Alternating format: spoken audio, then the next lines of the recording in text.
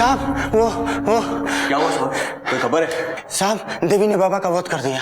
क्या?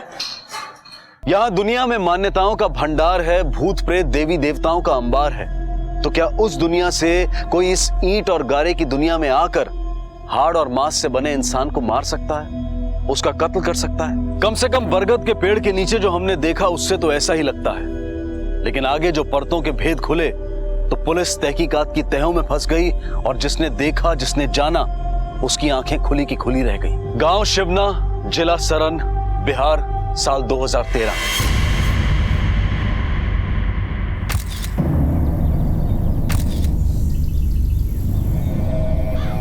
पांडे, त्रिशूल को फोरेंसिक जांच के लिए भेजो। शायद हत्यारे के फिंगरप्रिंट्स मिलेंगे इसमें। पर यादव सर, आसपास के सारे मंदिरों में पूछताछ करो और जितने भी नाटक नौटंकी वाले हैं उनसे भी बातचीत करो। जी सर। कहाँ रहता था ये बाबा? सब गांव के बाहर एक कुटिया है, उसी में रहते थे। बैठो गाड़ी में बैठो।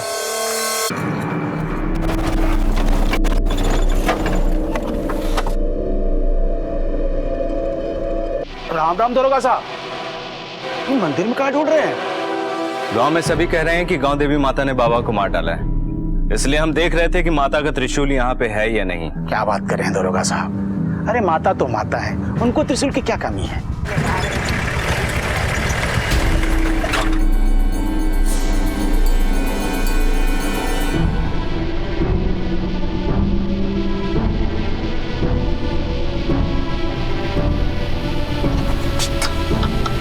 तो वैसे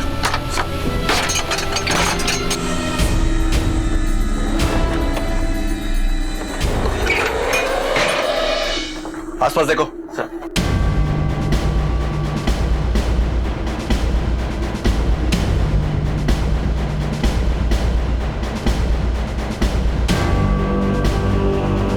सर जी देखिए।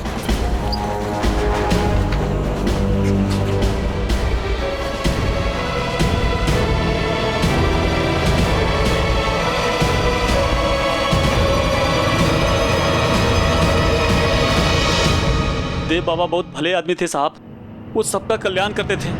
गांव में किसी के कोई दुश्मनी नहीं थी उनसे साहब। इतने ही भले थे तो तुम्हारी देवी माँ ने मार क्यों दिया उसे?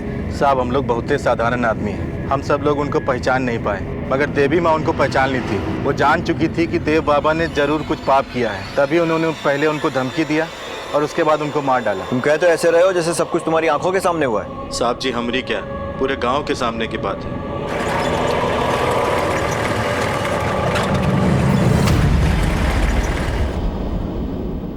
बिल्कुल ऐसा ही त्रिशूल था वो जिससे बाबा का मर्डर हुआ। साहब हमें कलाकार हैं, अपनी कला की कसम खाकर कह रहे हैं, हमारे यहाँ से एक त्रिशूल चोरी जरूर हुआ है, लेकिन चोरी के बाद कहाँ गया हमें नहीं पता। कब चोरी हुआ?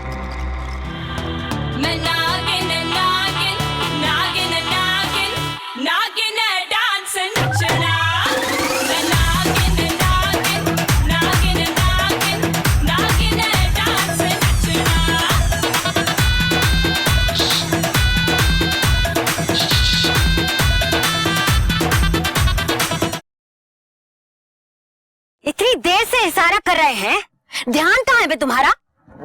त्रिशूल कहाँ है हमारा? त्रिशूल यही रखा ना। चार ही है, हमारा कहाँ है? अरे हम लाके रखे हैं, सारा त्रिशूल यही लाके रखे हैं। एक मिनट हम नीचे देखते हैं, यहाँ तो नहीं पड़ा है। तारीख बोलो। साहब 1 तारीख को रिहर्सल के टाइम चोरी हुआ था शाम को।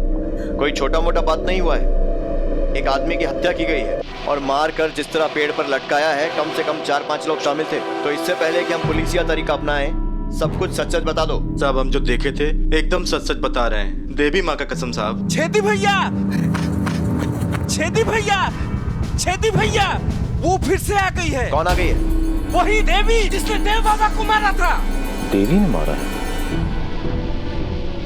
देखो हत्या में बरामद हथियार आप लोग के यहाँ से चोरी हुआ है, इसके लिए सबसे पहला शक आप लोग पर है। तो इसके लिए जब तक पुलिस से परमिशन न ले लो, इस गांव छोड़कर जाना मत, समझे?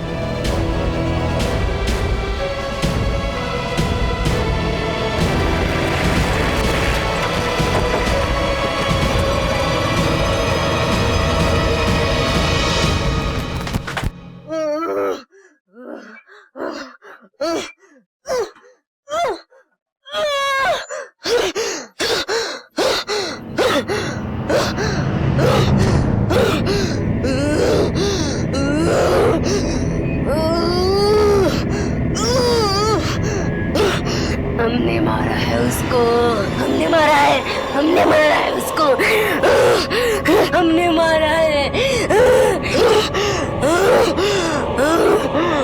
हमने मारा है, हमने मारा है उसको।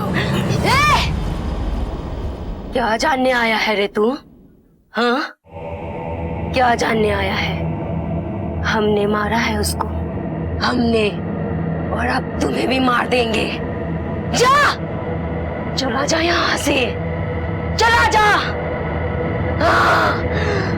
हमने मारा है उसको, सुना नहीं? हमारे सब पापियों का नाश होगा, सब पापियों का।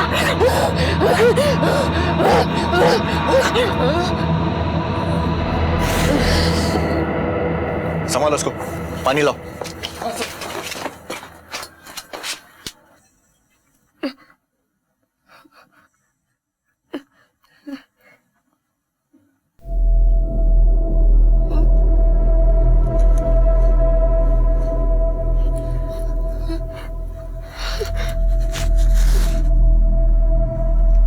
जी, क्या हुआ? और ये सब, ये लोग आया है। थाने लेके चलो। कौन थी औरत? क्या हो रहा था उसके साथ? क्या गांव की मान्यताएं सही थी? यहां एक मौत हुई थी, मौत एक देवी ने की थी। ये सच था, अंधविश्वास था, या फिर कोई गहरा षड्यंत्र? ये आप क्या कर रहे साहब? देव बाबा का हत्या हो गया। तुम ही तो कह रही थी कि तुमने मारा है उस बाबा को। नहीं साहब, हम काहे मारेंगे? वो तो बहुत महान आदमी थे। पर कह तो तुम ही रही थी। नहीं साहब, हम नहीं कह रहे थे, वो तो देवी माँ कह रही थी। हमारे ऊपर देवी माँ आती है ना। साहब, इसका कोई कसूर नहीं है साहब। इसने अपना जुर्म कबूल किया है तो गिरफ्तारी तो बनता है, लेकिन क्योंकि इसकी मानसिक हालत ठीक नहीं है इसलिए गिरफ्तार करने के बजाय जांच के लिए अस्पताल भेज रहे हैं। सर, चंपा ये बात मान रही है कि त्रिशूल उसके यहाँ से चोरी हुआ है, मगर उसका कहना है कि हत्या में उसका कोई लेना देना नहीं है। इस केस का सबसे हैरान करने वाला बात यही है यादव, जिस पर शक हो रहा है वो मान नहीं रहा है, और जिसने अपना जुर्म कबूल कर लिया है उसकी बातों पर यकीन कर पाना बहुत मुश्किल है। फिलहाल ये पता लगाते हैं कि उस देव बाबा की पोस्टमार्टम रिपोर्ट क्या कहती है। जी सर। देखिए, इसकी हत्या कल रात 1 और 2 बजे के बीच में हुई है, और उसकी मौत की वजह है त्रिशूल से गहरे घाव। शरीर पर और भी चोट और खरोच के निशान है। जब तक कोई बॉडी को क्लेम करने नहीं आता है आप इसे मोर्ग में ही रखिए। हम गांव वालों से पता लगाते हैं कि ये देव बाबा आखिर था कौन। देव बाबा तो रमता जोगी थे, महीने 2 महीने में एक बार आते थे, सबका दुख और कष्ट हर के चले जाते थे। साहब, ऐसे लोगों का पता ठिकाना थोड़ी होता है। आखिरी बार देव बाबा को कब देखे थे? जिस दिन उनका हत्या हुआ था उससे 2 दिन पहले। अरे खोल दे चुनरिया तो है सजन मिलेंगे, खोल दे चुनरिया तो है सजन मिलेंगे, सजन मिलेंगे तो है सजन मिलेंगे, सजन मिलेंगे तो है सजन मिलेंगे। ये भजन मीका राम ने लिखा है। इसमें सजन का मतलब स्वयं भगवान है और चुनरिया का मतलब है लाज शर्म, जो तुम लोगों ने जबरदस्ती दबा के रखी है। समझ में आया? हाँ। तो जोर से बोलो, खोल दे चुनरिया तो है सजन मिलेंगे, खोल दे चुनरिया तो है सजन मिलेंगे। आजा आजा आजा, कैसी है तू? ला हाथ दिखा।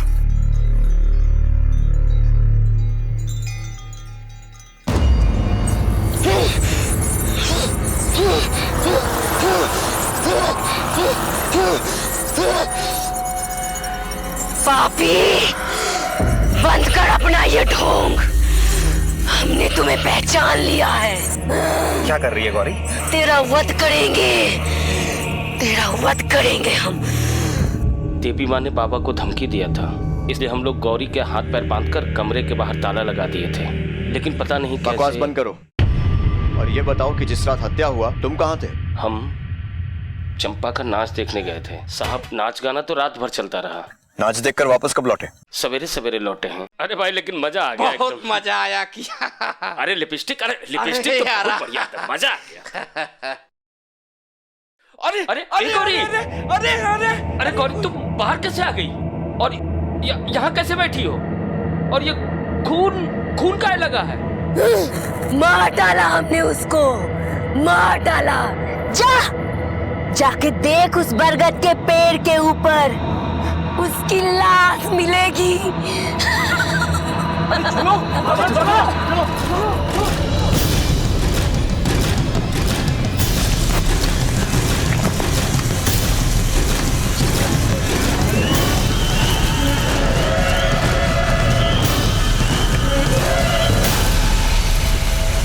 बस साहब यही हुआ। तो तुम में से किसी ने भी गौरी को हत्या करते हुए नहीं देखा? नहीं साहब। एक बात ध्यान रखिए, पुलिस को झूठी कहानी सुनाना भी अपराध है और उसके लिए भी सजा होती है। साहब हम लोग झूठ थोड़ी ही ना बोल रहे हैं, हम तो वही कह रहे हैं जो गौरी पर आई देवी ने कहा था। अगर कानून की आंखों पर निष्पक्षता की पट्टी बंधी है तो उसके हाथों में एक तरफ साक्ष्यों और सबूतों का तराजू भी है। कानून अपना फैसला सबूतों और गवाहों की बिना पर करता है। ऐसा लग रहा था कि मानो सभी तथ्य, सभी सबूत कुछ बताने के लिए नहीं बल्कि कुछ छुपाने के लिए सामने किए गए हों। लेकिन इतना सब कुछ होने पर भी पुलिस के लिए केस एक चुनौती बना हुआ था। अपराध का तरीका, अपराध की वजह और उसमें तिलस्म और देवी का पहलू इसे और जटिल बनाए हुए था। सर ऐसा लग रहा है कि पूरा गांव किसी बहुत बड़ी गलतफहमी या वहम का शिकार है, या फिर सभी लोग मिलजुल कर असली अपराधी को बचाने की कोशिश कर रहे हैं। यादव, अगर ये लोग मिलजुल कर ऐसा कर रहे हैं तो इसका मतलब ये है कि अपराधी या तो इनके बीच में से ही कोई एक है और या फिर इन सब को उस देव बाबा से कोई शिकायत थी। एक काम करो, इस देव बाबा का फोटो हेडक्वार्टर भेजो, शायद वहां से इसका कोई कुंडली निकल सके। और जब तक वहां से कोई रिपोर्ट आती है, इस चंपा के यहाँ जाकर यह पता लगाते हैं कि छेदी और उसके दोस्त हत्या वाली रात को नाच देखने गए भी थे या सिर्फ झूठ बोल रहे हैं।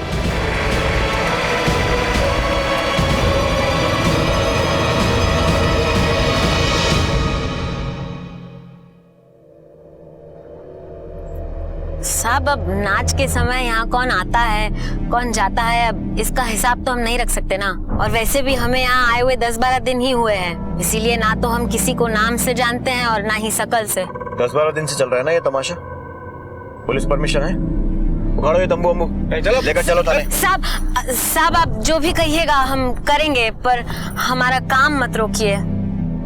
दिमाग पे जोर डालिए और याद करके बताइए कि ये लोग उस रात आए थे या नहीं।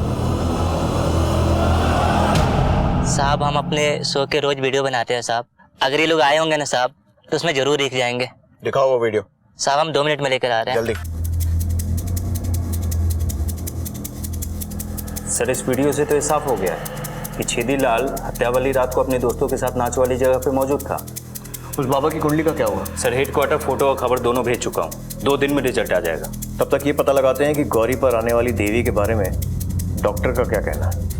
देखिए गौरी के अंदर अभी तक ऐसे कोई सिम्टम्स नजर नहीं आ रहे हैं जिसे देख के ये पता चले कि उसे कोई मानसिक बीमारी है।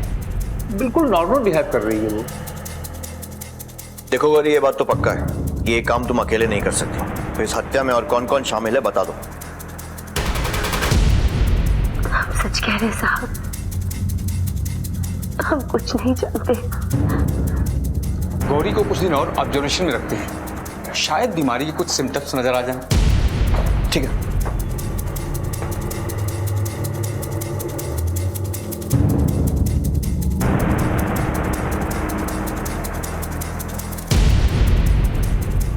सर छेदीलाल और उसकी बीवी पे बाबा का विशेष कृपा रहता था, हफ्ते में 1-2 बार आना जाना लगा रहता था। धन्यवाद। विक्रम सर, इस छेदी को थाने बुलाओ। जी सर। हाँ साहब, बाबा जी पर हमको बहुत विश्वास था। क्यों? ऐसा कौन सा चमत्कार कर दिया था उसने? शादी के 4-5 साल हो गए पर बच्चा नहीं हुआ, बैस से लेकर ओझा तक सबको दिखाए। ऐसे में देव बाबा हमारे गांव आए, बड़ा भारी नाम सुने थे उनका, तो हम गौरी को लेकर उनके पास गए। जय हो देव बाबा की। बाबा जय हो देव तुमको बाबा। बच्चा ना हो रहा है ना? हाँ बाबा। इधर आ मेरे पास। डर मत, इधर आ, हाथ दिखा।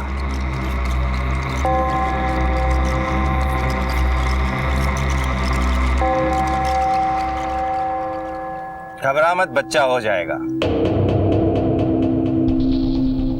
मगर इसका नाड़ा खोलना होगा। जी। किसी ने इसके पेट में टोटके वाला नाड़ा बांध दिया है, उसे खोलना होगा। और बाबा जी ने गौरी का जादू वाला नाड़ा भी खोल दिया। गौरी महीने भर में ही पेट से हो गई।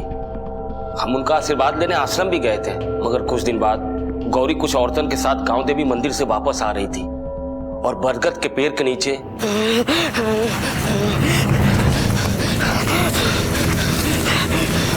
गौरी, गौरी, क्या हुआ? गौरी, हम गौरी नहीं, गांव देवी है, गांव देवी। और इस गौरी को भी हमारे साथ जाना होगा, हमारे साथ। कोई नहीं रोक पाएगा, कोई नहीं रोक पाएगा, कोई नहीं। गौरी, गौरी, गौरी। भैया, भौजी को बाबा के पास ले चलते हैं, अब वही कुछ करेंगे। हाँ। चलो।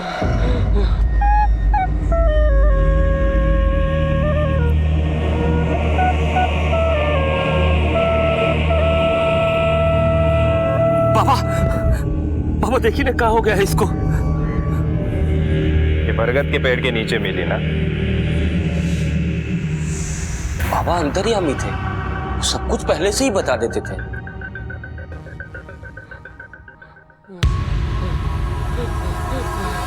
बाबा,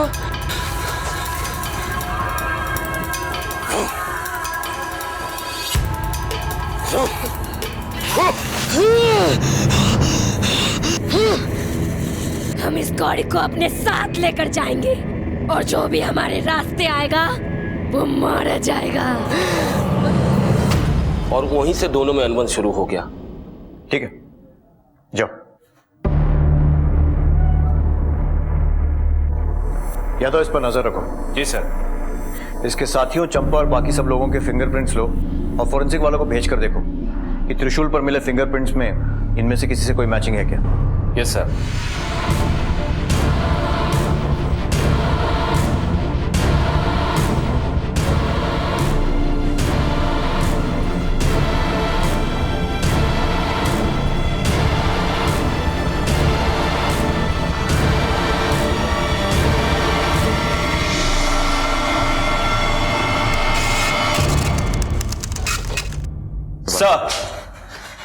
सर हेडक्वार्टर से बाबा पे अपडेट। सर इसका असली नाम गिरधारी है और ये घना से चोरी के इल्जाम में करीब 7 साल से गायब है। रिपोर्ट किसने लिखाई थी? सर चंपा ने। इसको पहचानती हो? देव बाबा या फिर गिरधारी, जिसके नाम की रपट 7 साल पहले लिखाई थी और फिर तुम्हारे त्रिशूल से उसकी हत्या हो जाती। अभी हत्या कैसे किया और कौन कौन इसमें शामिल है सच सच बता दो, वरना अगर पुलिसिया तरीके से हमने पूछताछ शुरू किया ना तो सहन नहीं कर पाओगे, ना ठीक से नाच पाओगे और ना ठीक से गा पाओगे। साहब, ये सच है कि हम भी साले का मरा मुंह देखना चाहते थे, क्योंकि बहुत ही बड़ा धोखेबाज था वो। पूरा जेवर पालिश करा कर लाएंगे ना तो एकदम जगमगा जाएगा। और शादी के दिन जब तुम पहनोगी ना आग लगा दोगी, छा जाओगी एकदम। आते हैं अभी।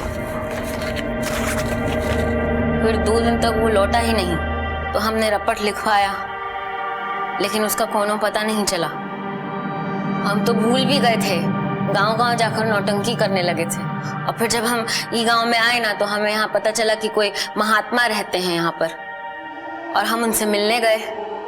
जब वहां गए तो देखा कि कोई बाबा नहीं है, बल्कि गिरधारी झूम झूम के गांव वालों के साथ नाच रहा था।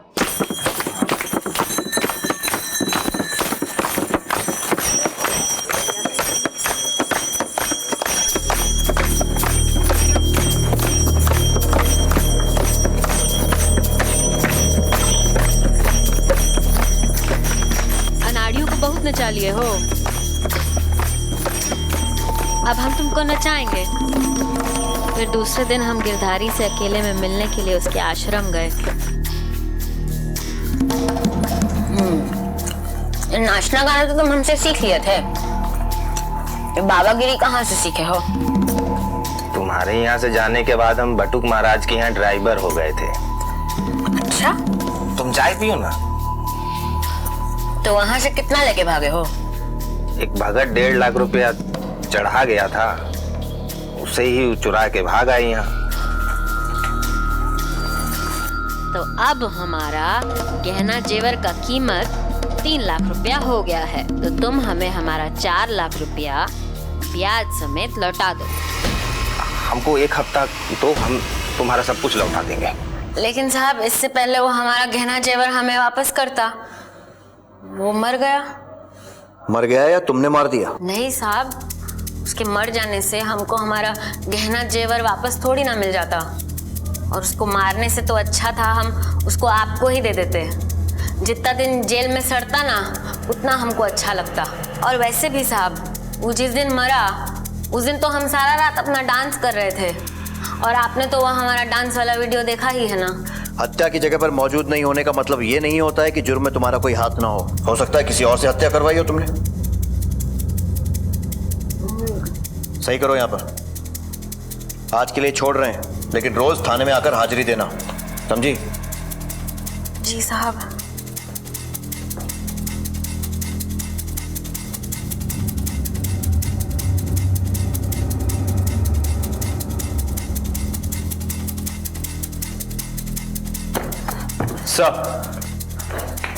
सर, हम लोग ने जितने भी सस्पेक्ट के उंगलियों के निशान लिए थे, उन सभी के निशान त्रिशूल पे मिले, मगर जिसका निशान मिलना चाहिए था उसका निशान नहीं मिला। किसका? गौरी का। एक काम करो, सबको थाने बुलाओ। जी सर। साहब, अब मंदिर का त्रिशूल तो था नहीं, हमारी नौटंकी का त्रिशूल था, तो जिसका मर्जी वो हाथ लगा लिया करता था। अब क्या घराती और क्या बाराती। साहब, नाच में प्रॉपर्टी की तरह यूज होता था त्रिशूल, और बैक स्टेज का काम हम ही देखते थे, तो हाथ तो लगेगा ही ना साहब। जितना छुपाने की कोशिश करोगे चीजें उतना ही सामने आएंगी। नौटंकी के त्रिशूल में तुम्हारी उंगलियों के निशान कैसे हैं छेदीलाल? साहब, हम और द्वारका लगभग 6:30 बजे नौटंकी देखने पहुंचे थे। नौटंकी शुरू नहीं हुआ था, तो चंपा को देखने के चक्कर में इधर उधर घूम रहे थे। अरे चंपा इधर का रहती हो ना? इधर हो। अरे आज मिलते हैं मुझसे, रुको। अरे आप लोग यहाँ क्या कर रहे हैं? चलिए चलिए, नाच उधर शुरू होने वाला है। चलिए चलिए। चल रहे। छोटा है, बड़बड़ाता बहुत है। अरे बाप, त्रिशूल! आज भोले बाबा का पाठ होगा क्या दरकार? दिखाइए। अरे ये प्रॉपर्टी कहाँ हाथ लगा रहे हैं आप लोग? बस छोड़िए, इधर रखिए, दीजिए इधर। क्या कर रहे हैं आप लोग? नाटक का सामान है ना ये? कितने का टिकट लिया आप? अब 50 रुपए का भैया। तो जाइए ना, कुर्सी पर बैठिए, थोड़ी देर में नाटक शुरू होगा। जाइए जल्दी। चल चल चला। और इससे ज्यादा हम कुछ नहीं जानते साहब। कसम से साहब, हमको कुछ नहीं पता साहब। हम छेदीलाल के साथ उसी समय केवल त्रिशूल को छुए थे। मुन्ना, क्या सचमुच त्रिशूल गायब हुआ था? हाँ साहब, त्रिशूल गायब होने के बाद भौजी ने बहुत झाड़ा था टुनटुनवा को साहब। देव बाबा की हत्या भी प्रकृति के तिलस्म की तरह आंख में चोली खेल रही थी। त्रिशूल पर जिन लोगों के हाथों के निशान थे, वो इस अपराध से इनकार कर रहे थे, और जो लोग अपने मुंह से इस अपराध को स्वीकार कर रहे थे, उनके हाथों के निशान त्रिशूल से नदारत थे। बहुत सी विसंगतियां, बहुत से कॉन्ट्रडिक्शन थे इस केस में। गौरी को देवी आती थी, लेकिन वो मानसिक रूप से बिल्कुल स्वस्थ थी, पर एक गौरी थी जो नाच गाने में मौजूद नहीं थी। लेकिन बाबा की लाश को अकेले पेड़ पर लटकाना उसके बूते के बाहर था। आखिर क्या था इस वारदात का सच? हाँ डॉक्टर, गौरी की रिपोर्ट्स आ गई।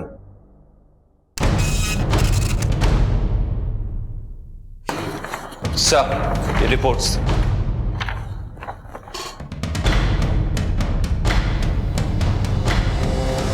वो नौटंकी का वीडियो लेकर आओ फिर से। जी सर। चलो। इस वीडियो में शुरू का गाना तो ठीक है, लेकिन उसके बाद के कई सारे गाने कट कट के, मतलब रिकॉर्डिंग लगातार नहीं की गई थी, कैमरा बीच बीच में बंद किया गया था। और हो सकता है उस समय छेदीलाल और उसके साथियों को समय मिल गया हो कि जाकर बाबा की हत्या करें और वापस नौटंकी में शामिल हो जाए। और सर, छेदीलाल बाबा की हत्या क्यों करेगा? और अगर उसने किया भी हो तो हम साबित कैसे करेंगे कि वो डांस वाली जगह पे मौजूद नहीं था? अब इन सब सवालों के जवाब तो वही देगी जो कह रही है कि उसी ने बाबा को मारा है, गाँव देवी। साहब, हाथ क्या बांध रहे हैं आप लोग? हाँ साहब बताइए ना। जी, ये उठा पटक क्या कर रहे जी आप? बताइए ना साहब, बताइए। अब जब तक तुम्हारी देवी आकर फिर से गवाही नहीं देती, तब तक तुम्हारे पति परमेश्वर उठक बैठक लगाते रहे। लेकिन साहब, हम लोग बेकसूर है साहब, आपसे कितना बार बोले, हम लोग बेकसूर है, हम लोग कुछ नहीं किए साहब, हम लोग कुछ नहीं किए। तुम्हारी देवी माई तुम्हें बचा सकती है, बुलाओ उन्हें, बुलाओ। देवी माई की जय हो, देवी माई की जय हो। जय हो। आ जाइए देवी माए।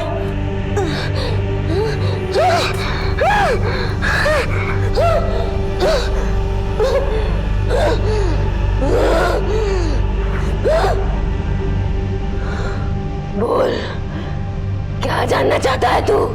मैं ये जानना चाहता हूँ कि आपने देव बाबा को कैसे मारा। पाखंडी था वो, भागना चाहता था। मैंने उसे दौड़ाया और फिर उसको वध करके उसे पेड़ में लटका दिया। और बोल, क्या जानना चाहता है तू हमसे? बोल। कुछ नहीं, बस अपनी ये रस्सियां छुड़ा लो तो मैं मान लूंगा कि तुम असली देवी माँ हो, वरना ये तुम्हारे छेदीलाल जी उठक बैठक करते करते देवलोक पहुंच जाएंगे। देवी माँ की जय हो।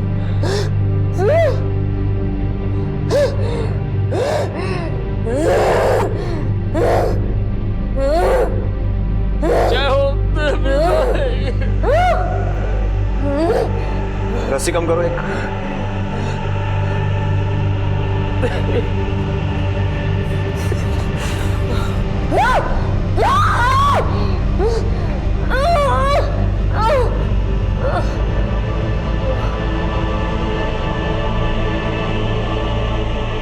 चालू रखो।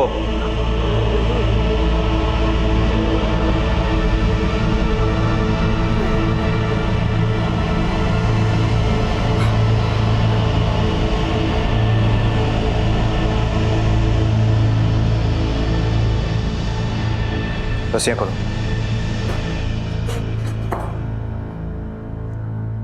पानी लो।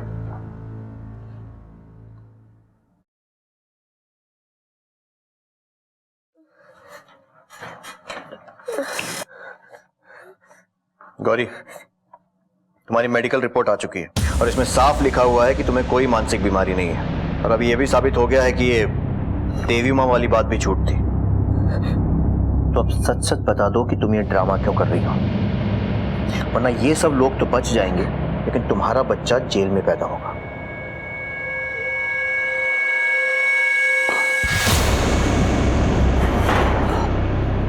गौरी तो साधारण सी रस्सी नहीं खोल पाती तो तू कहता ताले से अपने आप बाहर आ जाती है। गौरी ने सब कुछ कबूल कर लिया है, अब तू भी बोल दे।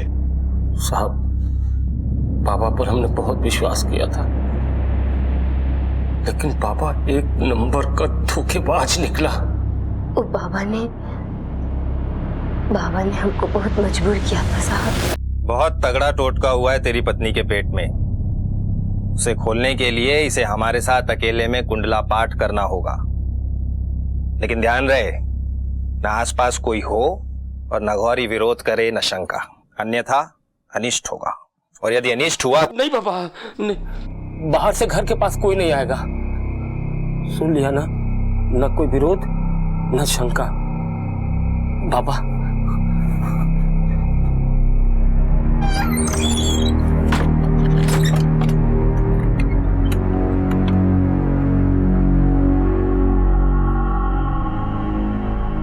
अब तुम अपना नाड़ा खोल दो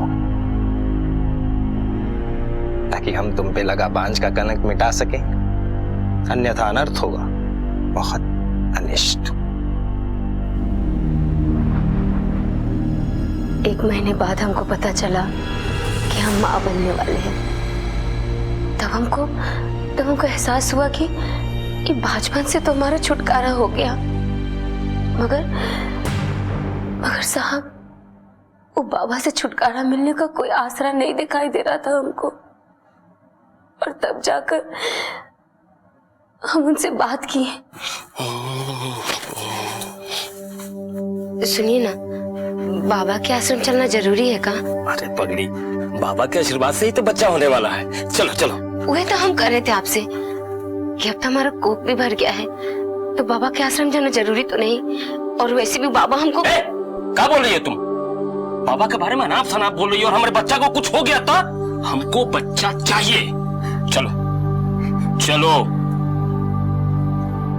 हमारे पति को बाबा पर अंधविश्वास हो गया था, वो उसके बारे में कुछ गलत नहीं सुनना चाहते थे। और जब वो दिन वो हमको बाबा के आश्रम लेकर गए तो बाबा इलाज के बहाने हमको अपने कुटिया में ले गया। और तुम पे दिल आ गया है हमारा, इसलिए हमसे मिलते रहने के लिए तुम्हें एक नाटक करना होगा कि तुम पर देवी आती है। हम इलाज के बहाने आते जाते रहेंगे, और यदि तुम ये बात नहीं मानोगी तो फिर हम सब सत्य कह देंगे। उसके बाद न तुम्हारी इज्जत रहेगी और न बच्चे का ठिकाना।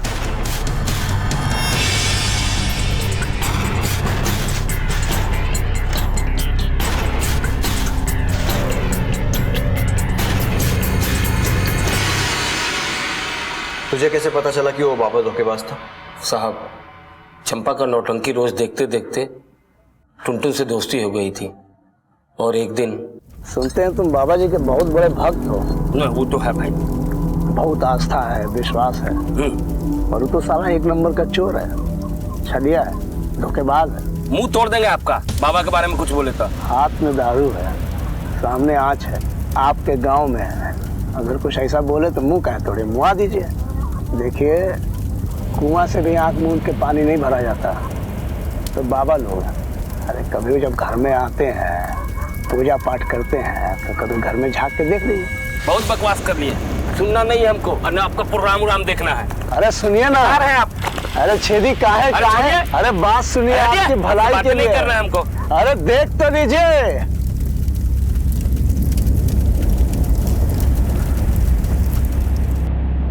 हमको विश्वास नहीं हुआ तो हम खुद जांच किए।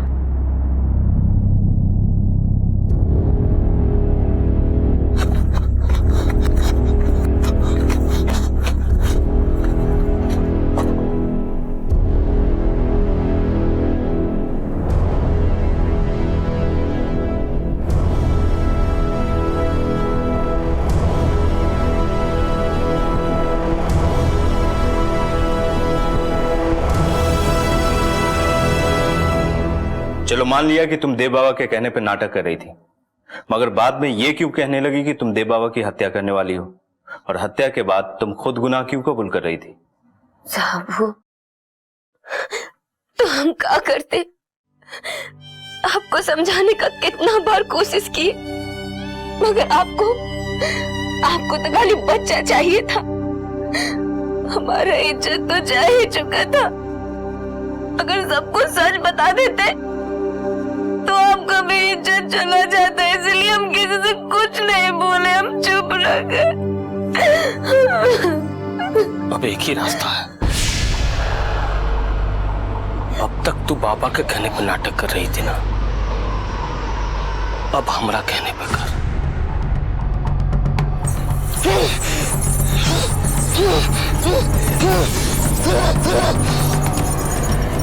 पापी, बंद कर अपना ये ढोंग।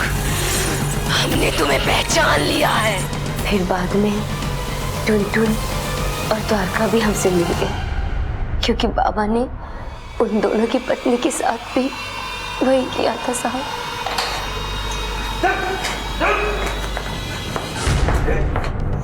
सच बता, ये सब तूने अपनी मर्जी से किया या फिर चंपा ने तुझसे करवाया? और एक बात याद रखना, अगर झूठ बोला ना, डंडा फेंका फेंका के मारूंगा। बोल। साहब, हम एक नंबर का गधा आदमी थे साहब।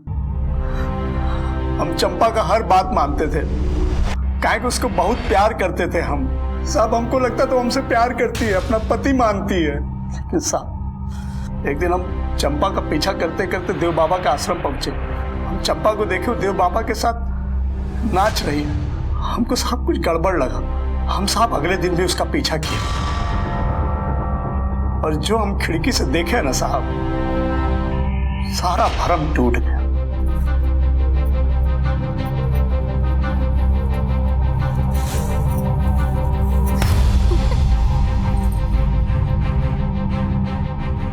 उस दिन से हमको देव बाबा से नफरत सा हो गया था साहब। कहानी समझ नहीं आ रही थी, इसलिए हम उसका जासूसी किए।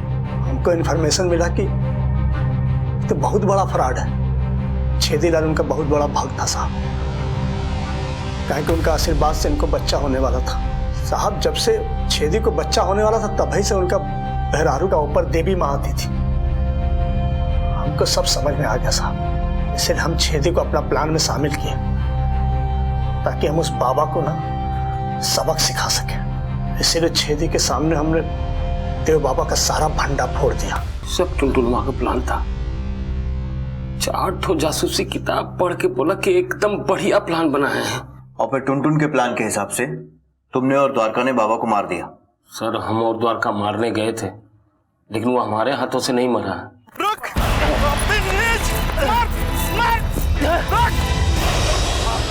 नीच, मार मार।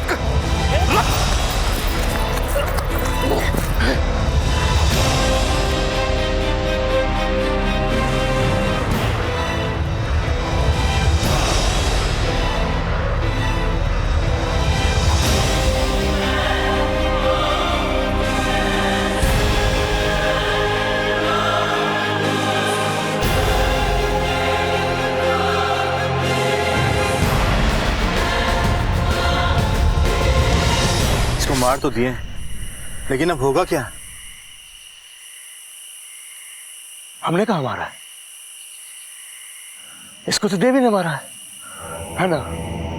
अब सुनो, सबसे पहले रस्सा लेके इसको ऊपर लटकाते हैं। उसके बाद छेदी तुम जाओगे गांव देवी को तैयार करने। हम और द्वारका जाएंगे नौटंकी, और तुम वहां से सीधे गांव से नौटंकी में आओगे। सुबह तक नौटंकी में बने रहोगे, और जब गांव के लिए वापस जाओगे ना, तो साथ में 1-2 आदमी होना चाहिए जो गवाही दे सके कि तुम सुबह तक नौटंकी में थे। समझ रहे हो ना? तो सबसे पहले रास्ता से टांगते इसको। कितना भी जासूसी उपन्यास पढ़ लो, पुलिस 4 हाथ आगे ही रहेगी। अब 20 साल जेल में बैठकर यही सबक दोहराते रहना कि अपराधी कितना भी चाल चल ले, आखिरी चाल पुलिस ही चलती है।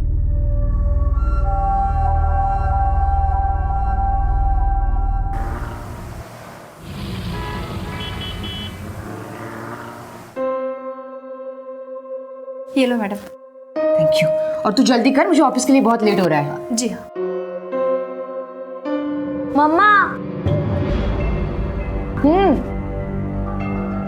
देखो ना, मुझसे टाई नहीं बंध रही। लाओ मैं बांध देती हूँ। हाँ।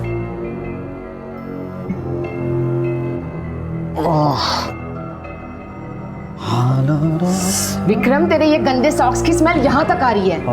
और तुझे कितनी बार बोला है कि गीला टॉवल बेड पे मत रखा कर, पूरे घर को सड़ा के रखा है। दीदी बार बार सुनाया मत करो। ये घर संभालना ना औरतों का काम है, मेरा नहीं।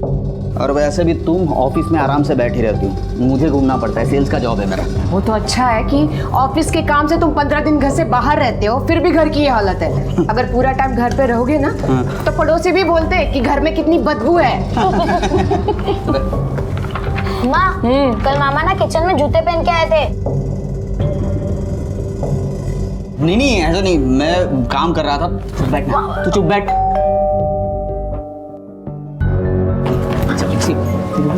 मैं देखती हूँ।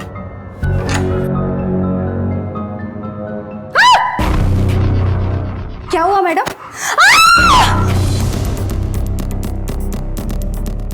क्या हुआ? वेजिटेरियन लोगों की सोसाइटी है, यहाँ पे कोई चिकन नहीं लाता। किसने किया होगा?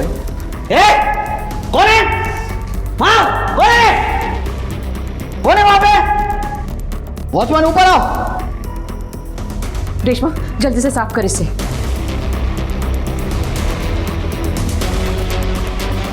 बेटा, डरने की कोई बात नहीं है, किसी गंदे लोगों ने किया होगा।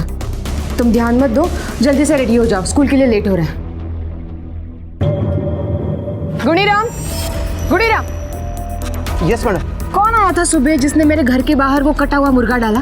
मैडम वो मैं। तुम्हें तो कुछ पता होता ही नहीं है ना, बस खुली आंखों से सपने देखने की आदत है यहाँ पे। मैडम उस वक्त मैं टेरेस पे था, पानी चालू कर रहा था। अच्छा। और उस दिन कहाँ पे थे? वो मेहता जी के साथ जो कुछ हुआ, सौरभ को चॉकलेट के बहाने से वो लोग सोसाइटी से ले गए, कहाँ पे थे तुम? मैडम उस वक्त मेरी तबीयत ठीक नहीं। एक से बढ़कर एक बहाना है ना तुम्हारे पास।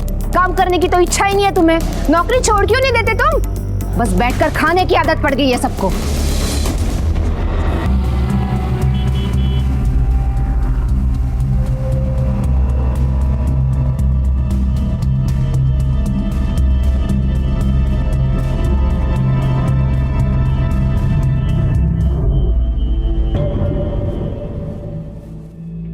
Good morning. Good morning.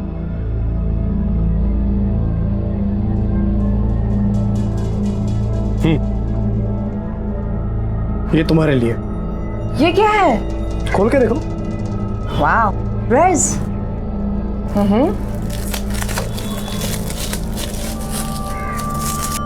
वाह, फोटो फ्रेम। पर ये किस खुशी में? ये तुम्हें खुश देखने की खुशी में। एक बार शादी हो जाने दो, फिर देख बहुत सरप्राइज मिलेंगे। शादी हुई नहीं है अब तक, पहले हो जाने दो। और वैसे भी ये ऑफिस है, यहाँ पर इतना रोमांटिक होने का कोई फायदा नहीं है। अच्छा। एक मिनट। हेलो, कौन हो ये जानकर क्या करोगी मैडम? आपके लिए खबर यह है कि आपका बेटा जो फ्यूचर सक्सेस क्लास में पढ़ता है, अभी 10 मिनट बाद उसका क्लास छूटेगा। उसके बाद वो सीधा हमारे कब्जे में होगा। बचा सकती हो तो बचा लो अपने बेटे को। कौन बात कर रहा है? हेलो हेलो हेलो, कौन बात कर रहा है? राजेश, राजेश मुझे अभी जाना पड़ेगा। क्या हुआ? किसका फोन था? मैं तुमसे बाद में बात करती हूँ। लेकिन फोन किसका था?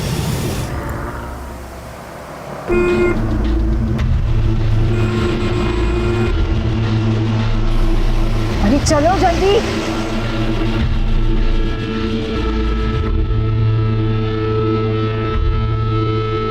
भैया ट्यूशन छूट गई? हाँ मैडम, बस अभी छूटता ही है।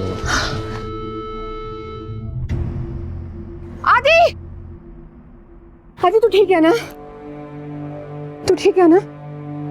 क्या हो मम्मा? कुछ नहीं। चल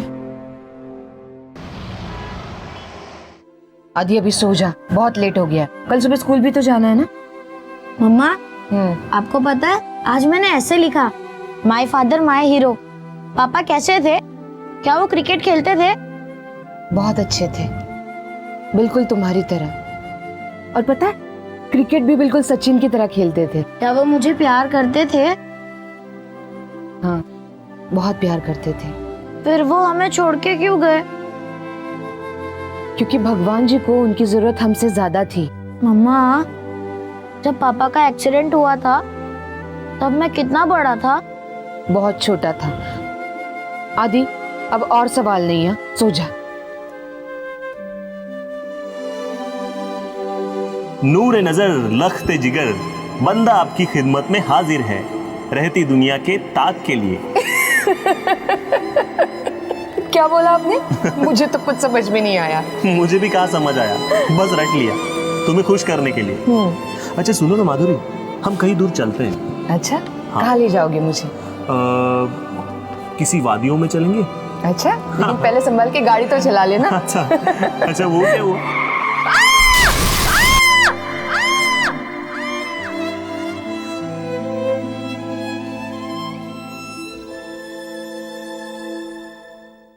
रेशमा, आदि स्कूल से आ जाए तो उसे सब्जी रोटी खिला देना, ठीक है? और कितनी भी जिद करे उसे आइसक्रीम बिल्कुल नहीं देना। ठीक, मैं ऑफिस के लिए निकल रही हूँ। हाँ।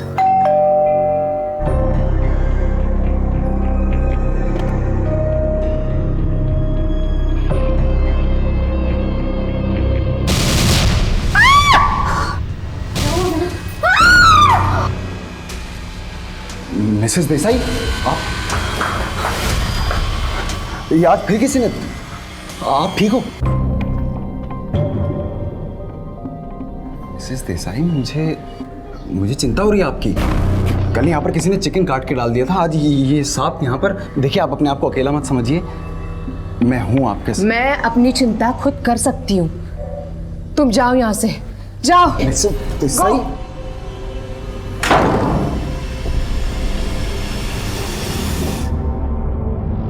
हेलो, माधुरी देसाई, इनकम टैक्स ऑफिसर, जिसके पति को गुजरे जमाना हो गया था और वो सारी जिम्मेदारियां अकेले उठा रही थी। नौकरी, घर, बच्चा सब अकेले कर रही थी। उसके अकेलेपन का फायदा उठाने के अलावा कोई था जो उसे डराने की कोशिश भी कर रहा था। कौन था ये और ऐसा क्यों कर रहा था? माधुरी एक मजबूत इरादों वाली पढ़ी लिखी औरत थी। क्यों वो अपने साथ हो रही इन घटनाओं की पुलिस कंप्लेंट नहीं कर रही थी? क्यों वो सब कुछ चुपचाप सहन कर रही थी? क्या ये उसकी कोई मजबूरी थी या फिर वो भी एक आम इंसान की तरह पुलिस के पास जाने से कतरा रही थी। वजह जो भी हो, वो एक अन्याय को, एक अपराध को शय दे रही थी।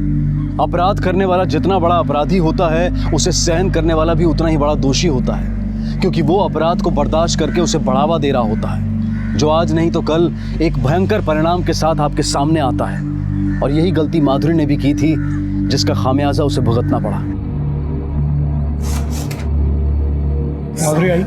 नहीं साहब, इतनी देर हो गई अभी तक मैडम घर पे नहीं आई। मैंने उनको फ़ोन भी किया लेकिन उनका फ़ोन भी बंद है। इतनी देर हो गई इसलिए मैंने आपको फ़ोन किया।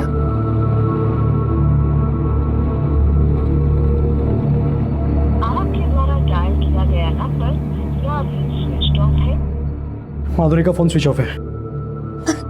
विक्रम कहाँ है? वो तो दोपहर में ही अपने दोस्तों के साथ बाहर चले गए थे। मैंने उनको भी फ़ोन किया था लेकिन उनका भी फ़ोन नहीं लगा।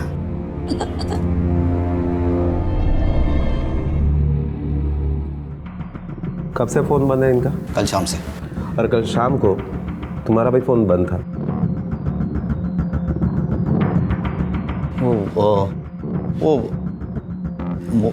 मोबाइल की बैटरी लो थी, फिर बाद में स्विच ऑफ हो गया। तुम इनके सगे भाई हो?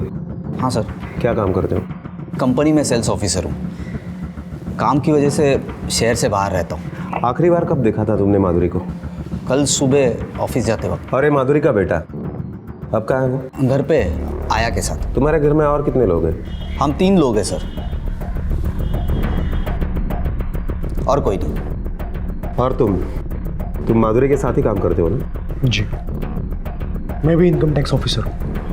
हम दोनों सेम रैंक पे काम करते हैं। तुमने माधुरी को सबसे आखिरी बार कब देखा था? कल दोपहर में साथ में लंच करने के लिए गए थे।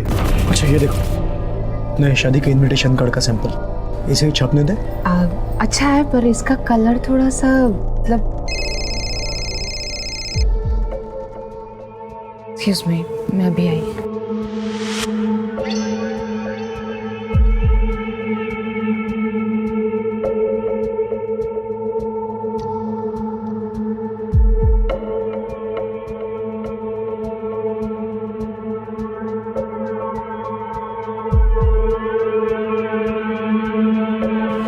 सॉरी राजेश, मुझे अभी जाना पड़ेगा। वो रविकांत सर का फोन था, कुछ अर्जेंट काम है। मैं तुमसे कल मिलती हूँ। सॉरी। मंसूड़े, एक इनकम टैक्स ऑफिसर जो अकेले ही अपना घर, नौकरी और बच्चा संभालती थी, शादी करने जा रही थी, सब कुछ अच्छा चल रहा था कि अचानक कुछ अजीब घटनाएं होनी शुरू हो जाती हैं और फिर एक दिन वो कहीं गायब हो जाती है।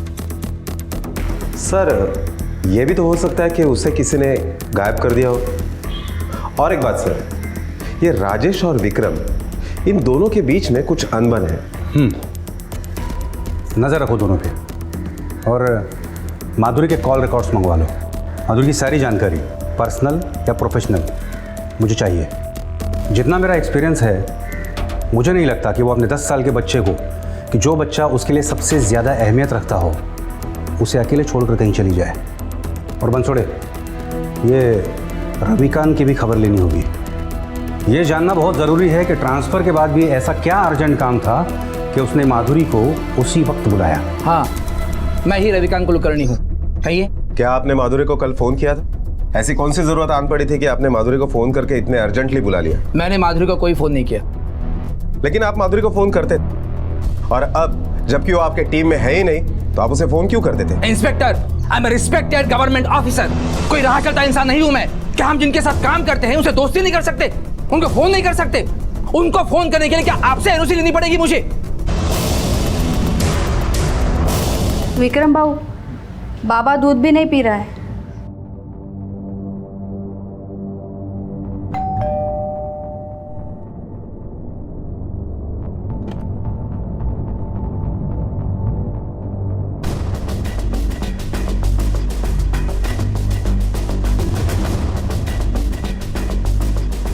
तुम कौन हो? साहब, मैं यहाँ काम करती हूँ और बाबा को भी देखती हूँ। कितने सालों से यहाँ पर काम कर रही हो? 3-4 साल हो गए होंगे। काम के अलावा और क्या क्या करती हो? क्या साहब? नहीं, मैं सिर्फ काम ही करती हूँ साहब। क्यों, मैडम की बातें छुप छुप के नहीं सुनती? नहीं साहब, मैं तो अपना काम ही करती हूँ, लेकिन काम करते समय कभी गलती से सुनाई पड़ गया तो। पिछले कुछ दिनों में कुछ अजीब सा सुनाई दिया था तुम्हें? कुछ दिनों से कुछ अजीब सा ही हो रहा था साहब, जैसे कि दरवाजे के बाहर कटा हुआ मुर्गा मिला, दूसरे ही दिन खून में पड़ा सांप मिला साहब। तो तुम्हारी मैडम ने कंप्लेंट नहीं की? मेरे को क्या मालूम साहब, बड़े लोग क्या सोचते क्या करते। कौन कर रहा था ये सब? मेरे को नहीं मालूम साहब, लेकिन मैडम को जरूर आइडिया था। तुम इतने यकीन के साथ कैसे कह सकती हो कि मैडम को आइडिया था? यकीन से नहीं कह सकती साहब, लेकिन उस दिन सांप मिला ना, उसके बाद। तुम ये अपनी बकवास हरकतें ना बंद कर दो अब। मैं सब कुछ जानती हूँ, और एक बात कान खोल के समझ लो, मैं डरने वालों में से नहीं हूँ, और हम दोनों के बीच जो कुछ भी था ना, सब कुछ खत्म हो चुका है। सब कुछ मतलब सब कुछ। आप जानते हैं माधुरी को किसी पे शक था? साहब पूछा भी तो बताती नहीं थी, समझती कहाँ थी मुझे कुछ। कितनी बार बताया था, इस समाज में रहना है तो कुछ कायदे है, कानून है, पर वो साहब हमारे बीच में बातें कम, झगड़ा ज़्यादा होता था। मजाक उड़ा रहे हैं मेरे लोग, समाज में मुंह दिखाने के लायक नहीं रहा मैं। क्यों, ऐसे क्या हो गया? कैसी कैसी बातें कर रहे तुम्हारे बारे में, मालूम है तुम्हें? हाँ, शादी करने चली है तुम्हारी बहन, इतना बड़ा बेटा लेकर। लोगों को क्या समझ में नहीं आता क्यों शादी करना चाहती हो तुम? अपने बेटे के बारे में सोचने के बजाय खुद के शादी के बारे में सोच रही है तुम। भाड़ में जाओ तुम और तुम्हारा ये समाज। और ये शादी मैं अपने लिए नहीं, अपने बेटे के लिए कर रही हूँ, ताकि उसे बाप का प्यार मिले। सौतेला बाप बड़ा प्यार करेगा ना उसे। राजेश दूसरे लोगों की तरह नहीं है, और मैं जो कुछ भी कर रही हूँ बहुत सोच समझ के कर रही हूँ। और तू मेरी चिंता छोड़ और खुद की चिंता कर। मैंने आदित्य को देखा है, दूसरे बच्चों को उनके पापा के साथ देखकर बहुत दुखी हो जाता है। विक्रम, ये मेरी नहीं आदित्य की जरूरत है, और अपने बेटे की खुशी के लिए मैं कुछ भी करूंगी। और क्या आपने कभी ये जानने की कोशिश नहीं की कि वो कौन था जो माधुरी को परेशान कर रहा था?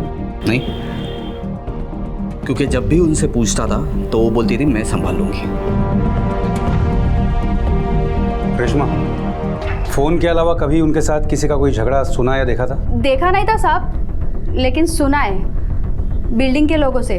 ऊपर वाले फ्लैट में जो अमर नाम का लड़का रहता है, 4-5 दिन पहले उसके साथ मैडम का जोरदार झगड़ा हुआ था। थैंक यू मिसेस देसाई, सच में हेल्प करने के लिए। नहीं तो मेरे सीए ने मेरे को जवाब ही दे दिया था। मैं टैक्स मैंने पूरा भरा है, पूरा। मिसेस देसाई, मुझे ना ये जो पेज है ना, ये तो बिल्कुल ही समझ नहीं आया मुझे। ये जो फिगर है ना, ये बिल्कुल ही समझ नहीं आई। ये मुझे कुछ बताता ही नहीं है, और मैं सीए को हमेशा बोलता रहता हूँ भाई बता। उठ और निकल यहाँ से, निकल जा, वरना जूते मार के तुझे घर से बाहर निकालूंगी। निकल जा। जूते क्यों मिसेस देसाई, मैं तो अपनी फाइल के लिए। सुना नहीं? निकल जा मेरे घर से। अकेली औरत देख के फायदा उठाना चाहता है। मैं क्या कहता हूँ माधुरी जी, आप पुलिस को फोन लगाइए और इसको अंदर कराइए। नहीं, मैं टैक्स। दोबारा अगर मेरी तरफ आप उठा के भी देखा ना तो तेरी आंखें फोड़ दूंगी मैं।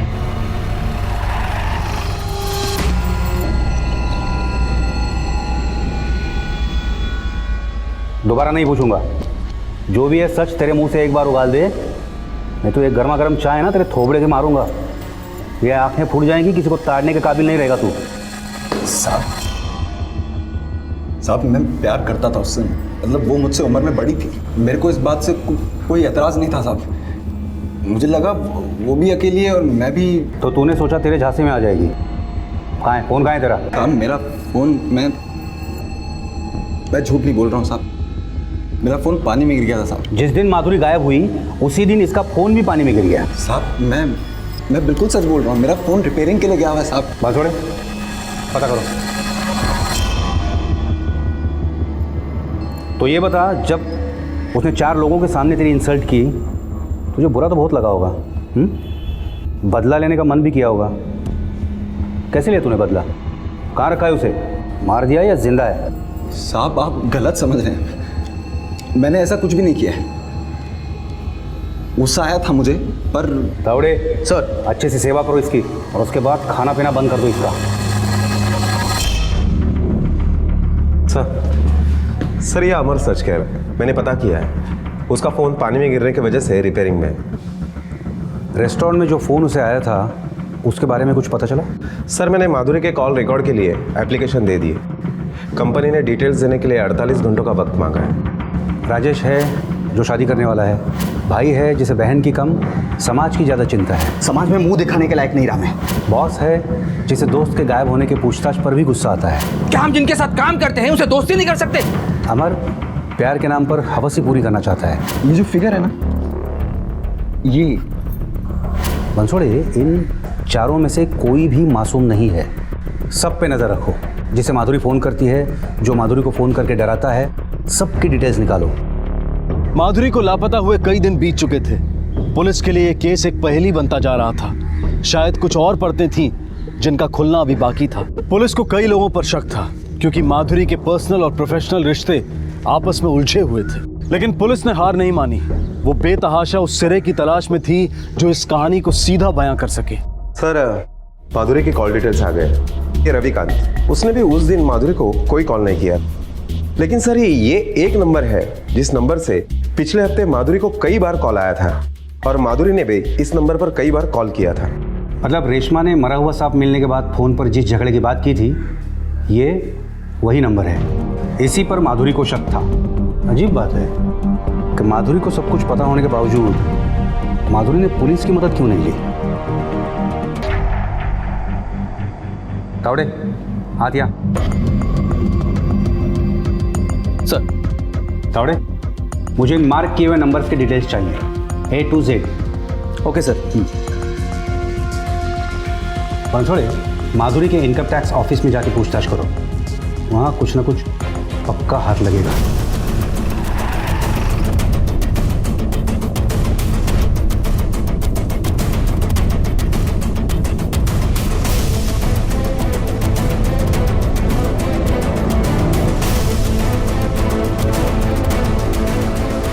हम गरीब बड़े लोगों की बात क्या बताएंगे साहब, सब एक जैसे। ये लोग मुर्दे की जेब से भी पैसा खींच लेंगे। मतलब माधुरी भी रिश्वत लेती थी? अरे नहीं सर, माधुरी ने कभी रिश्वत नहीं ली। ये तो सारी बनाई हुई बात है। वैसे भी आपको तो पता होगा, इनकम टैक्स वाले बदनाम है इस चीज़ के लिए। शायद किसने ली हो, लेकिन माधुरी ऐसी नहीं है। She is a clean officer. साहब, रविकांत सर पागल थे एकदम मैडम के लिए। उन दोनों का लफड़ा भी चालू था। बकवास है, झूठ है ये सब। कोई अगर अपने कलीग के साथ कॉफी पी ले, खाना खा ले या हंसकर बात कर ले, तो ये लोग कहने लगते हैं इन दोनों का चक्कर चल रहा है, अफेयर है इन दोनों का। ऐसा कुछ भी नहीं। अगर उसका ऐसा रिकॉर्ड होता तो मैं क्यों उसके साथ शादी करता? सर माधुरी देसाई को जिस नंबर से फ़ोन आता था उसी का दूसरा नंबर है, उसी के नाम पर रजिस्टर है। देखिए, ये तो तय है कि यह नंबर वो खुद यूज़ नहीं करती थी। हो सकता है किसी को लेके दिया हो। पता करो माधुरी के डॉक्यूमेंट्स में किसने और कहाँ से कार्ड खरीदा था। Okay sir. हमें जो इन्फॉर्मेशन मिली है उससे ये पता चलता है कि कोई राखी मल्होत्रा जो एक शिपिंग कंपनी की मालकिन है, उसके साथ माधुरी का झगड़ा चल रहा था। अब इनकम टैक्स ऑफिसर के साथ ऐसे लोगों के झगड़े होते ही रहते हैं। क्या आप मुझे राखी मल्होत्रा का नंबर दे सकते हैं? जी।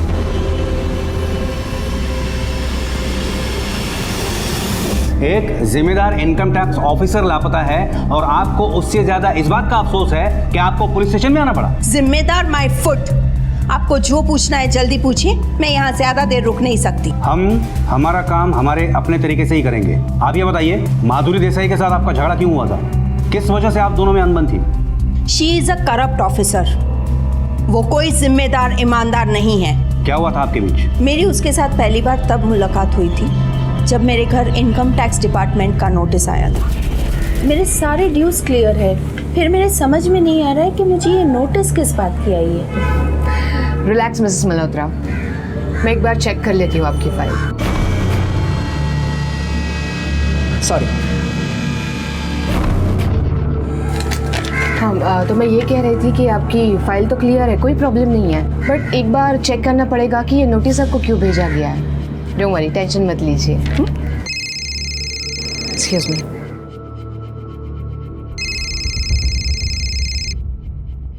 Yes sir. तुमने उसको ये क्यों कहा कि कॉम्प्लिकेशंस नहीं है? देखो तुम्हारा ईमानदारी का भूत जल्द से जल्द उतार दो। वो यहाँ से पैसे दिए बगैर जाना ही नहीं चाहिए। Yes sir. क्या हुआ? मिसेस मल्होत्रा, आपके ऑफिस पे और घर पर रेड पड़ने की नोटिस आई है। क्या? लेकिन आप चाहे तो ये रेड आप रुकवा सकती है। अच्छा, और क्या कीमत लगेगी रेड रुकवाने की? बाहर एक नारायण टी स्टॉल है, आप जाकर कॉफी पीजिए, सब कुछ ठीक हो जाएगा। आइए मैडम, आपको माधुरी मैडम ने भेजा है ना? हाँ। ये लो आपकी कॉपी और ये आपका बिल। 5 लाख रुपए लेने के बाद भी उसने मेरे घर पर रेड की। मेरा इसी बात से उससे झगड़ा हुआ था। काफी बढ़िया है। कितना हुआ? आपसे क्या लेना साहब पैसा? अरे नहीं नहीं, हम लोगों ने कॉफी पी है। बोलो कितना दूं? 5 लाख?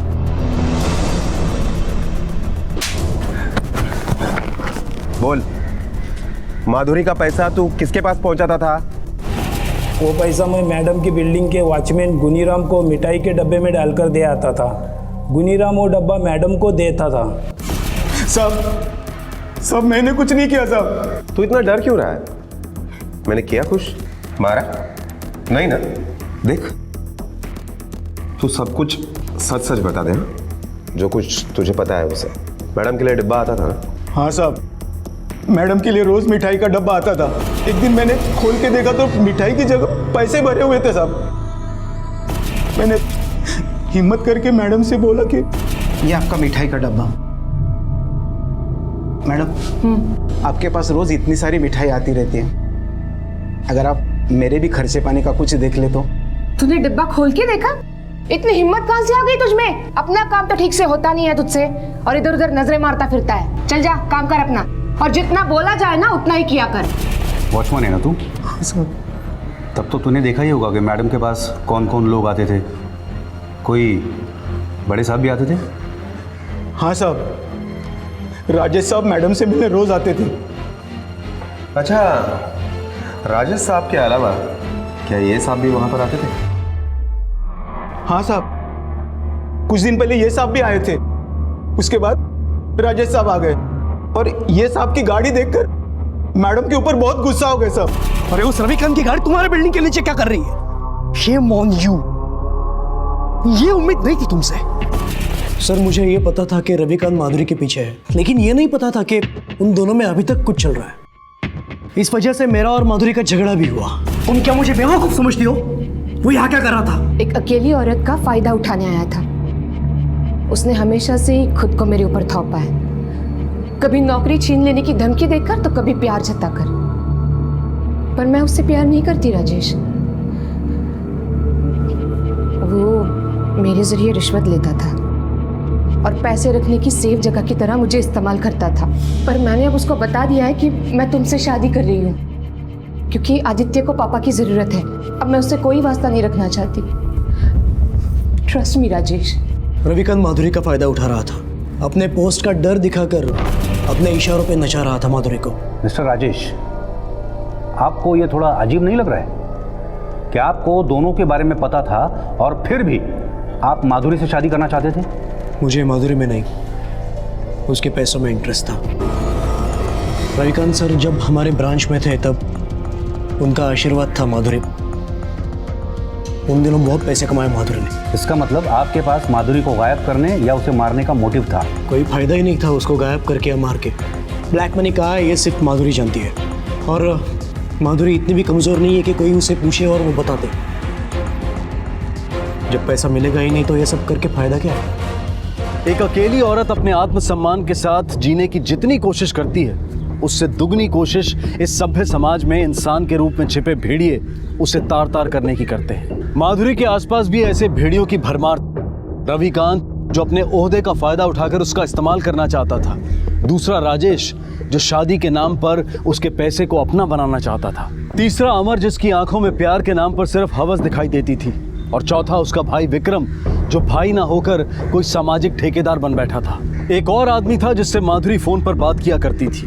वो कौन है, उसका किस्सा क्या है, उसकी पहचान क्या है, कोई नहीं जानता था। शायद पुलिस से कोई बात अछूती रह गई थी जिसका फायदा उस आदमी को मिल रहा था। माधुरी के लापता होने की गुत्थी सुलझ ही नहीं रही थी। पुलिस को राजेश पर शक था, लेकिन माधुरी के लापता होने के समय राजेश ऑफिस में ही था और ये बात साबित कर रही थी ऑफिस की सीसीटीवी फुटेज। इस हताशा के दौर में पुलिस के हाथ एक उम्मीद लगी। मोबाइल कंपनी से माधुरी का अपडेटेड स्टेटमेंट आ गया था, जिसकी कहानी कुछ और ही थी। माधुरी 20 नवंबर को गायब हो गई थी और उसके जिस फ़ोन को हम 20 तारीख के बाद ऑफ मान रहे थे वो दरअसल 21 को ऑन हुआ था। और क्योंकि माधुरी की बिलिंग साइकिल डेट 20 तारीख की है, इसलिए ये रिकॉर्ड हमें पहले नहीं मिल पाया। लेकिन इस नए स्टेटमेंट में ये साफ दिखाई दे रहा है कि माधुरी के मोबाइल से 21 तारीख को सुबह दुबई के लैंडलाइन पर कॉल किया गया था। उस वक्त माधुरी के फ़ोन का लोकेशन माहिम था। और ये नंबर दुबई में किसी करीम काजी के नाम से रजिस्टर्ड है। वो दुबई में रहता है। अच्छी खबर यह है सर कि वो करीम काजी किसी काम की वजह से इंडिया आया है और वो भी माहिम में ही रह रहा है। और दूसरी खबर यह है सर कि विक्रम के फोन रिकॉर्ड से यह पता चलता है कि माधुरी का फोन जब स्विच ऑफ हुआ था तो उसका भी मोबाइल लोकेशन वही था, माहिम।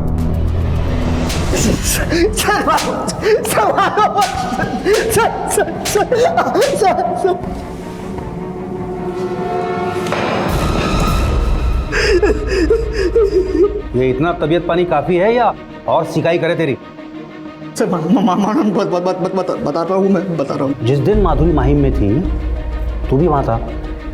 क्या कर रहा था तू माहिम में? सर उसका चक्कर चल रहा था एक मुसलमान लड़के के साथ। खानदान की नाक कटवाना चाहती थी वो। कैसे बचाई तूने खानदान की नाक? क्या किया? मैंने सोचा उस लड़के को सबक सिखाता हूँ ताकि वो माधुरी को छोड़ दे। तो उस दिन जब वो रेस्टोरेंट से निकली तो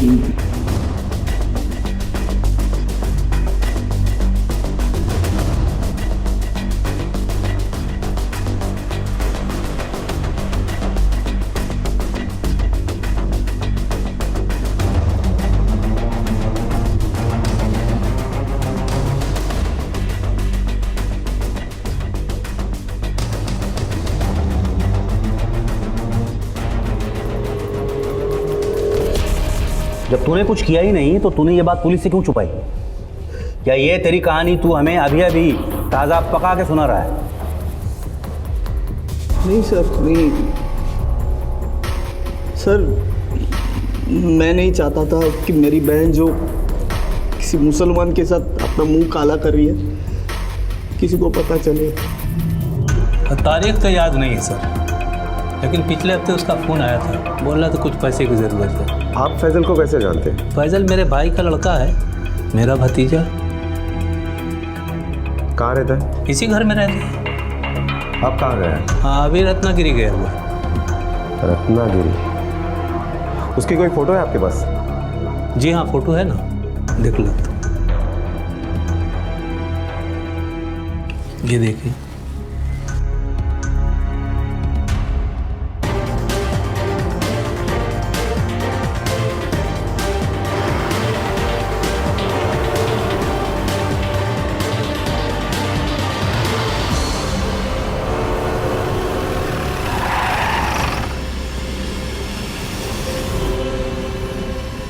फैजल,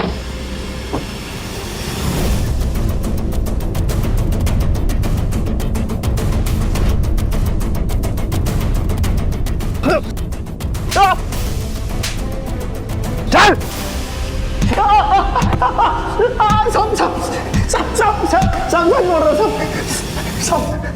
सब बोल रहा सच बोल रहा सब। मैंने कुछ नहीं किया साहब। चल चल, अब जल्दी जल्दी सारा सच उगल दे। साहब मैं सच बोल रहा हूँ साहब, मैं माधुरी को नहीं जानता साहब, मैंने कुछ नहीं किया साहब। तेरे फोन का सारा रिकॉर्ड है हमारे पास।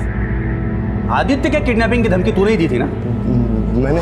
आपके लिए खबर यह है कि आपका बेटा जो फ्यूचर सक्सेस क्लास में पढ़ता है, अभी 10 मिनट बाद उसका क्लास छूटेगा। उसके बाद वो सीधा हमारे कब्जे में होगा। किडनैपिंग? नहीं साहब, क्या बोल रहे हैं आप? 20 तारीख को माधुरी माहिम में थी, तू वहीं रहता है ना? हाँ साहब, लेकिन करीम काजी जिसे तूने दुबई 21 को सुबह माधुरी के फोन से फोन किया था, क्या उसे भी नहीं जानता? बनसोड़े, इसकी इतनी धुलाई करो कि इसके शरीर में एक भी हड्डी साबुत न बचे। साहब, मैं एक बिल्डर के लिए काम करता था, उसी के इनकम टैक्स सेटलमेंट के लिए मैं माधुरी से मिला था साहब।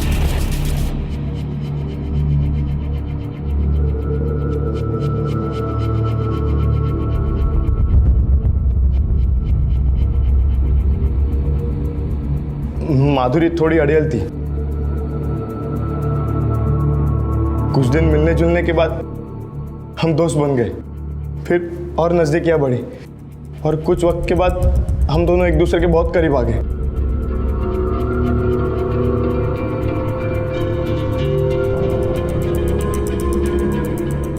माधुरी मुझसे शादी करना चाहती थी और मैं भी, पर अम्मी और अब्बू ने मुझे कसम दी और खाला की बेटी के साथ शादी करवा दी। जैसे मैंने शादी की, माधुरी ने मेरे साथ रिश्ता तोड़ दिया। मैं आज भी उसके साथ रहना चाहता था, लेकिन उसने साफ मना कर दिया। जब मुझसे रहा नहीं गया तो मैं उसको मिलने चला गया। फैजल, फैजल तुम यहाँ पे क्या कर रहे हो? देखो मुझे तुमसे कोई वास्ता नहीं रखना है, तुम चले जाओ यहाँ से। माधुरी मेरी बात तो सुन, मैं बहुत प्यार करता हूँ, तुझसे नहीं रह सकता तुम्हारी बिन। फैजल मुझे तुमसे कोई रिश्ता नहीं रखना है, तुम जाओ यहाँ से। देखो सीधी तरह से मान जा, नहीं तो मेरे पास और भी रास्ते हैं। मेरे ही घर में आके मुझे धमकी दे रहा है? हाँ, औकात क्या है तेरी? एक इनकम टैक्स ऑफिसर और बिल्डर के बीच का दलाल, यही औकात है तेरी। और अपने औकात के हिसाब से रह और निकल यहाँ से। निकल, निकल जा मेरे घर से। उसने मेरी इज्जत उतार दी। गुस्से से मेरा दिमाग पागल हो रहा था। मैं बदला लेना चाहता था साहब। एक दिन मुझे पता चला कि वो राजेश के साथ शादी कर रही है। ये सुनकर मेरा दिमाग और घूम गया। फिर उसी दिन मैंने उसको फोन किया। मैं राजेश के साथ शादी करूं या किसी और से, इसका तुमसे कोई वास्ता नहीं है। लोनावला के होटल में हमने एक वीडियो बनाया था। एक कपड़ा नहीं था तेरे बदन पे। सोच, अगर वो वीडियो लोगों ने देखा तो राजेश तो छोड़, दूसरा कोई भी तुझे घास नहीं डालेगा। मैंने उसे माहिम बुलाई। वो घर नहीं आई, पर आते ही उसने वीडियो मांगना शुरू किया। मैंने वो टालने के लिए उसे कहा कि वो वीडियो मेरे गांव के मोबाइल में है। तभी वो गांव जाकर वो वीडियो डिलीट करना चाहती थी, ताकि ये किस्सा यही ख़त्म हो जाए। फिर हम गांव जाने के लिए निकल गए। मैंने भी यही सोचा कि ये किस्सा आज के आज ही ख़त्म हो जाए। अब क्या हुआ? लगता है बाइक में कुछ प्रॉब्लम हो गया, उतरना पड़ेगा।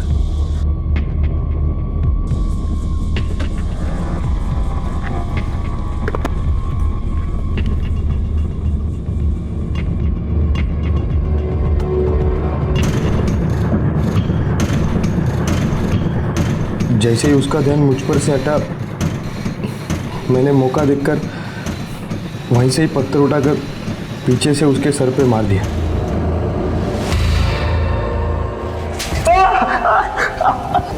बता, कहां दफनाया उसे?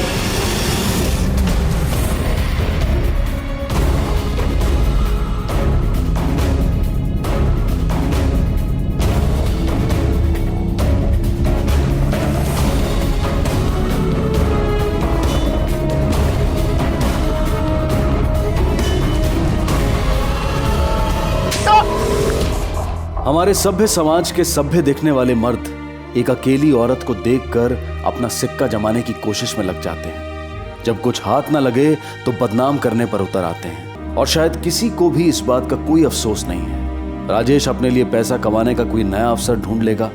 रविकांत को भी कोई फर्क नहीं पड़ा, क्योंकि राजेश की वजह से वो पहले ही उसके चंगुल से बाहर निकल चुकी थी। फैजल को अपने किए की सजा मिली। अमर का माधुरी के लिए सच्चा प्यार भी हवा हो चुका था। विक्रम को अपनी बहन की मौत का दुख कुछ दिन जरूर रहा, पर वो आज फिर अपनी दुनिया और सेल्स की नौकरी में बिजी हो गया। दुख ने अगर किसी के अंदर खाई बनाई थी तो वो था नन्हा आदित्य, जिसके अंदर एक सूनापन बस गया था, जो आज भी स्कूल जाते वक्त टाई ना बंधने पर मां की तस्वीर के सामने शायद ये सोचकर खड़ा होता था कि माधुरी उसकी टाई बांधने कहीं से आ जाए। फैजल के साथ माधुरी का रिश्ता माधुरी और आदित्य की जिंदगी का ग्रहण बन गया। जो शायद कभी खत्म नहीं होगा। साईं इतना दीजिए जामे कुटुंब समाए, मैं भी भूखा ना रहूं, साधु भी भूखा ना जाए। ये आदर्श अब सिर्फ जुमले बनकर रह गए हैं। लालच और अवसरवाद ने इंसान को अंधा बना दिया है। बिना सोचे समझे वो कोई भी जुआ खेलने को तैयार है, और इसी जुए ने माधुरी की जान ली और फैजल को खूनी बना दिया। अच्छी जिंदगी चाहना कोई गलत बात नहीं है, लेकिन गलत तरीके अपनाकर अच्छी जिंदगी पाने की कोशिश जरूर गलत है। आज जरूरत है इंसान को अपने आप को टटोलने की, ताकि ऐसे हादसे टाले जा सके। विक्रम ने भी माधुरी के साथ रक्षाबंधन को सिर्फ एक त्योहार की तरह मनाया। अगर वो उसकी भावनाओं, जरूरतों और मजबूरियों को समझने की कोशिश करता, उस पर शक करने के बजाय उसकी रक्षा करने की कोशिश करता, तो शायद ये हादसा टाला जा सकता था। कहते हैं कि जैसी नीयत वैसी बरकत। बुराई का अंजाम कभी भला नहीं हो सकता। बुराई की शुरुआत जरूर भले का वहम दे सकती है, लेकिन बबूल के पेड़ पर कभी फूल नहीं खिल सकते। माधुरी की कहानी भी कुछ ऐसी थी। उसने अपने रास्ते में खुद कांटे बोए। उसने अपनी नौकरी का फायदा उठाकर रिश्वत ली और उस काली कमाई से उस उज्जवल भविष्य के सपने देखने लगी जो मृग छाया के अलावा और कुछ नहीं निकला, जिसने उसके बेटे को भी अनाथ बना दिया। इसी विचार के साथ मैं अनूप सोनी आपसे विदा लेता हूं। फिर मुलाकात होगी अगले एपिसोड में एक और चौंका देने वाले केस के साथ। तब तक अपना और अपने परिवार का ख्याल रखें और देखते रहें क्राइम पेट्रोल डायल 100। सबक एक को, सीख हम सबको। जय हिंद। क्राइम पेट्रोल के और भी दिलचस्प कहानी देखने के लिए हमारे चैनल को सब्सक्राइब करें और बेल आइकॉन दबाना न भूलें।